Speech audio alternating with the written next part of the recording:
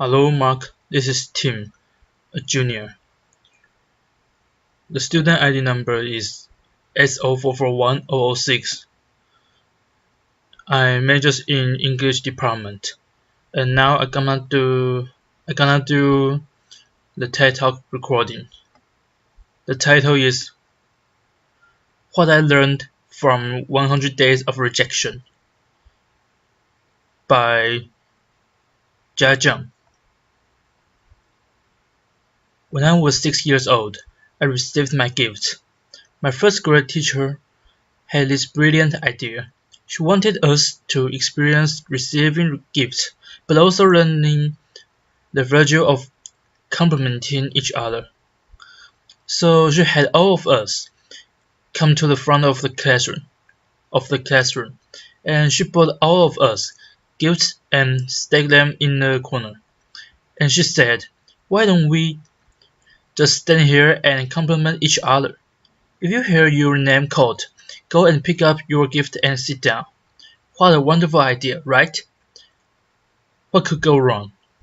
Laughter. Well, there were 40 of us to start with, and every time I heard someone's name called, I would give out the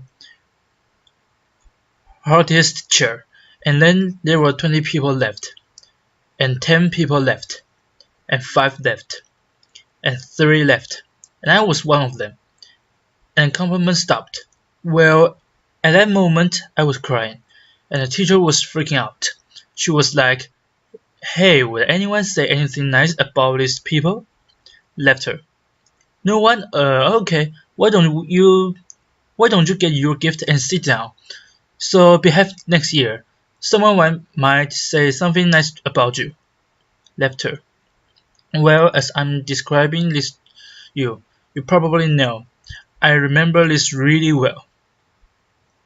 Laughter. But I don't know who felt worse that day. Was it me or the teacher? She must have realized that she turned a team-building event into a public roast for 3 6-year-olds, and without the humor. You know, when you see people get roasted on TV, it was funny. There was nothing funny about that day. So that was one version of me, and I would die to avoid being in that situation again, to get rejected in public again. That's one version. The fast forward 8 years. Bill Gates came to my hometown, Beijing, China, to speak, and I saw his message. I fell in love with this guy. I thought, wow, I know what I want to do now. That night I wrote a letter to my family telling them, by age 25 I will build the biggest big company in the world, and that company will buy Microsoft. Laughter. I totally embraced this idea of conquering the world. Domination, right? And I didn't make this up. I did write that letter, and here it is. Laughter. You don't have to read this through. Laughter. This is also bad handwriting, but I did highlight some keywords. You get the idea. Laughter. So that was another version of me, one who will conquer the world. Well, then 2 years later, I was presented with the opportunity to come to the United States. I jumped on it, but that was where Bill Gates lived, right? Laughter. I thought that was the smart of my entrepreneur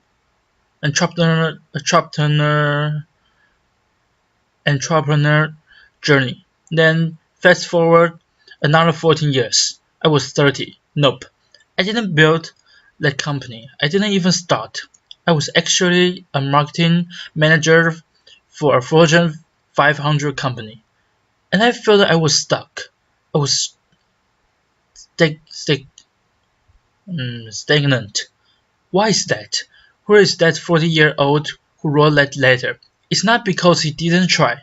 It's because every time I had a new idea, every time I wanted to try something new, even at work, I wanted to make a proposal. I wanted to speak up in front of people in a group. I feel there was this constant battle between the 40-year-old and the 66-year-old. One wanted to conquer the world, make a difference. Another was afraid of rejection. and every time that 6-year-old won. And its fear even persisted after I started my own company. I mean, I started my own company when I was 30.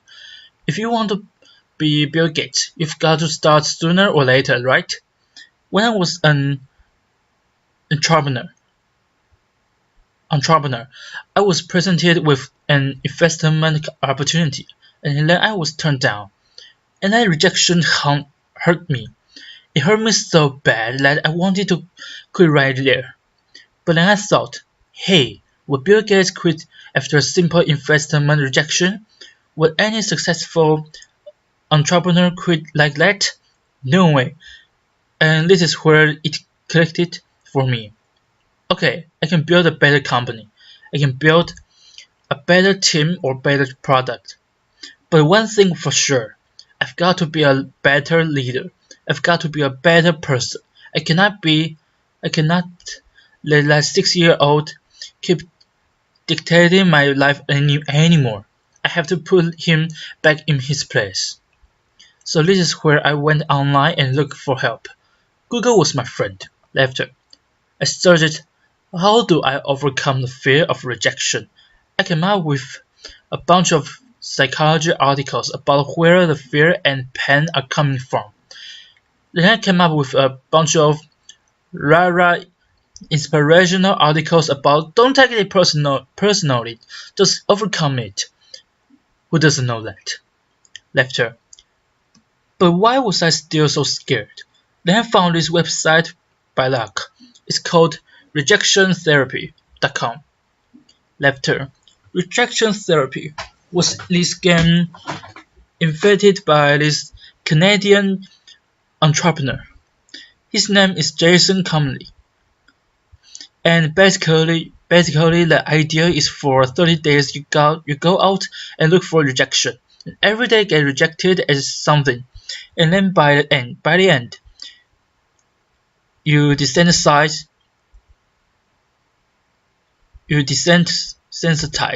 yourself from the pain. And I love that idea. Laughter. I said, you know what? I'm going to do this. And I feel myself getting rejected 100 days. And I came up with my own rejection ideas and I made a video blog out of it. And so here's what I did. This is what the blog looked like. Day 1. Laughter. Borrow $100 from a stranger. So this is where I went to where I was working. I came downstairs and I saw this big guy sitting behind the desk.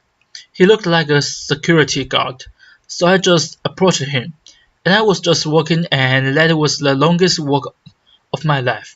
Hair on the back of my neck standing up.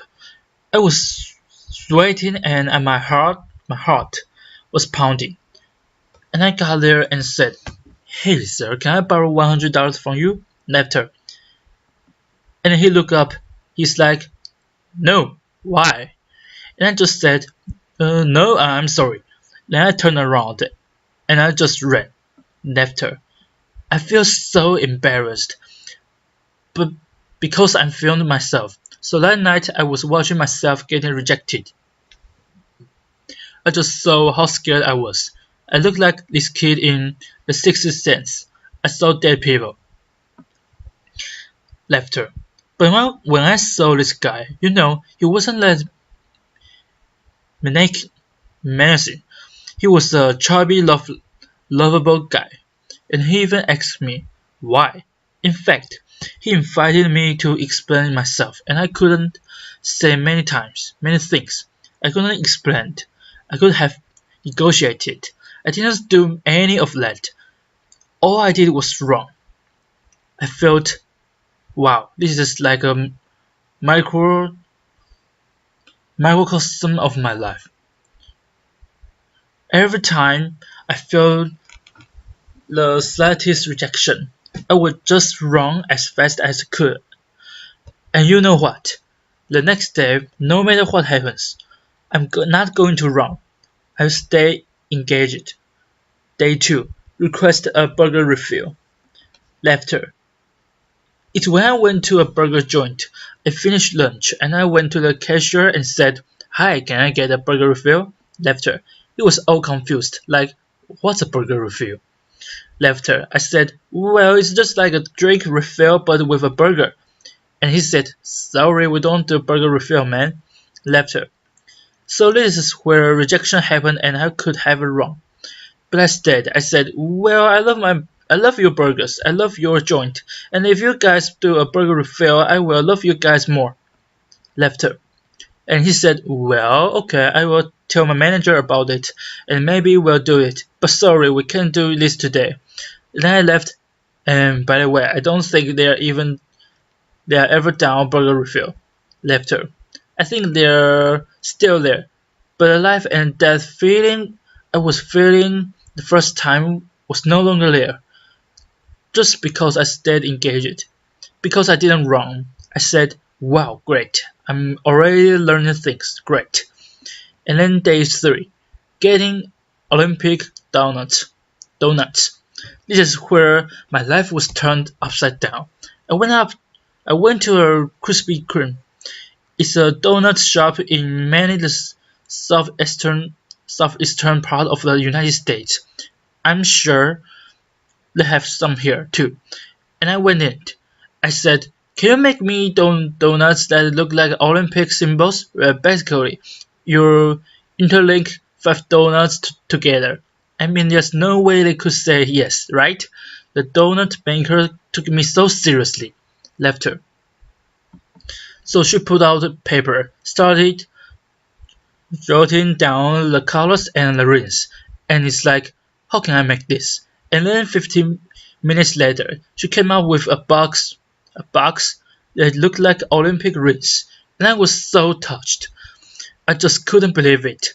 And that video got over 5 million views on YouTube. The world couldn't believe that either. Laughter. Because of that, I was in newspapers, in talk shows, in everything, and I became famous. A lot of people started writing emails to me and saying, "What you are doing is awesome." But fame and notoriety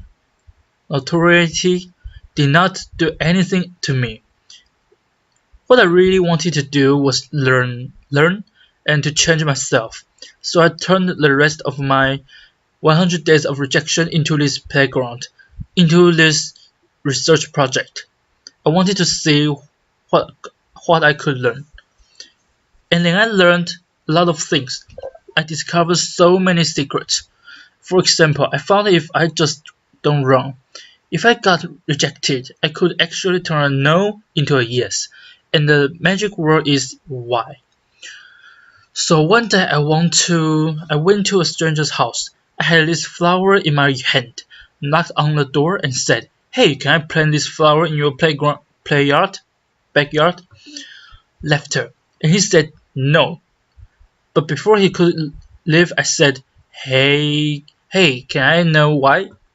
And he said, "Well, I have this dog that will dig up anything I put in the backyard.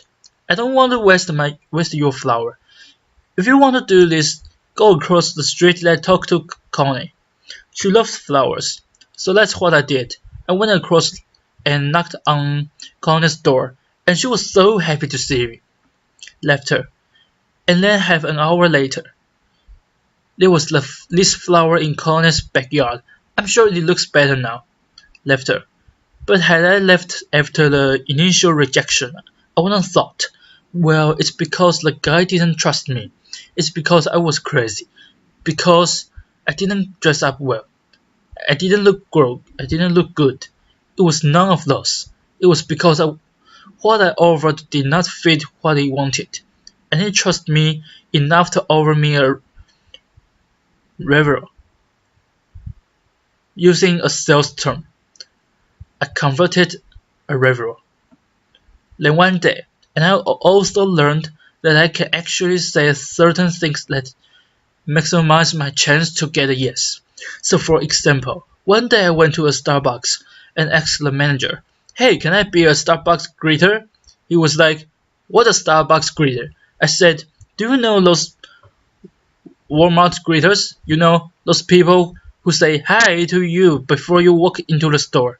Look, before you walk in the store, and make sure you don't steal stuff. Basically, I want to give a Walmart experience to Starbucks customers.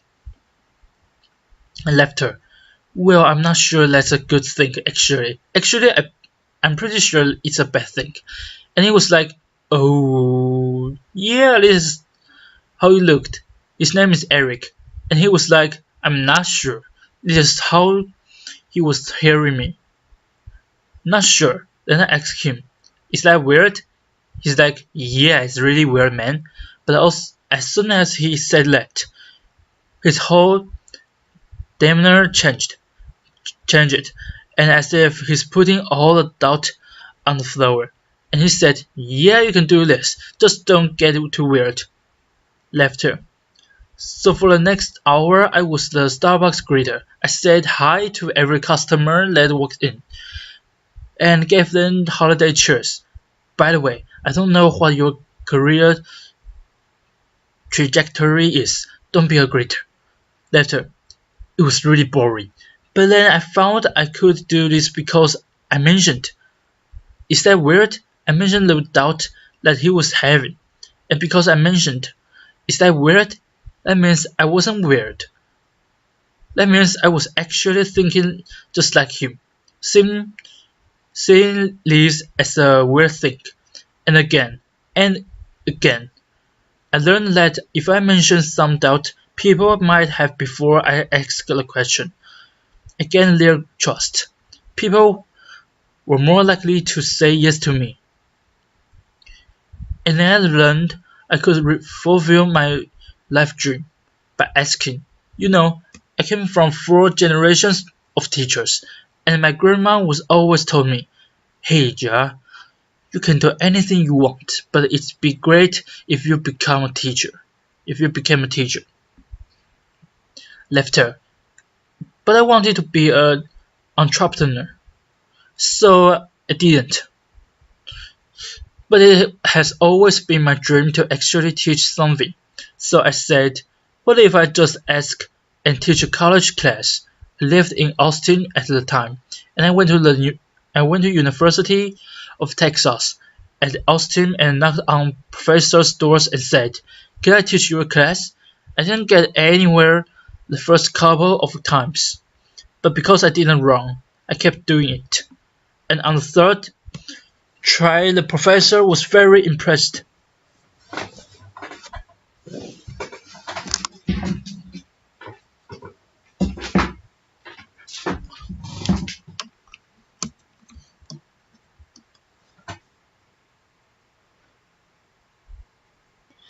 He was like, no one has done this before, and I came in prepared with PowerPoint in my lesson. He said, wow, I can use this. Why don't you come back in 2 months? I'll fit you in my curriculum. And 2 months later, I was teaching a class.